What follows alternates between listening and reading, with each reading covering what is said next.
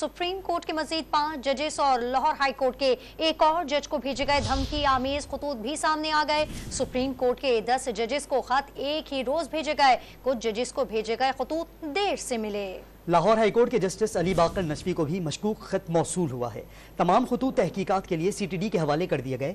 जजिस को लिखे गए खतूत में आर्सेनिक पाउडर पाया गया है।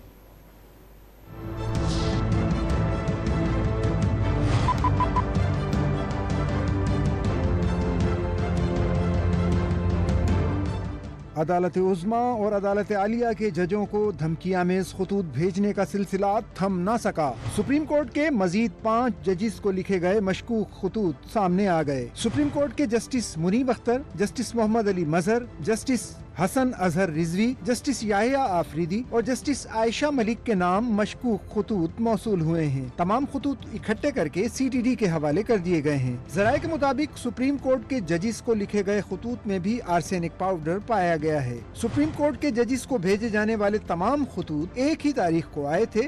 कुछ जजिस को अब मिले हैं। गुज़िश्ता दिनों चीफ जस्टिस पाकिस्तान समेत 6 जजों के नाम पाउडर भरे मशकूक खतूत आए थे।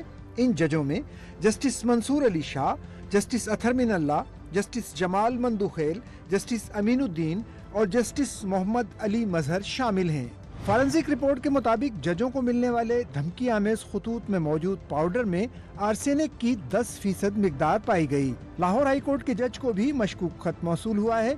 ज़राए के मुताबिक जस्टिस अली बाकर नजफी को भी मशकूक खत मिला। इत्तला मिलते ही काउंटर टेररिज्म हुक्काम और पुलिस लाहौर हाई कोर्ट पहुंच गए। जस्टिस अली बाकर नजफी तक खत पहुंचने के बाद अब लाहौर हाई कोर्ट के जजिस को मिलने वाले मशकूक खतूत की तादाद 6 हो गई है।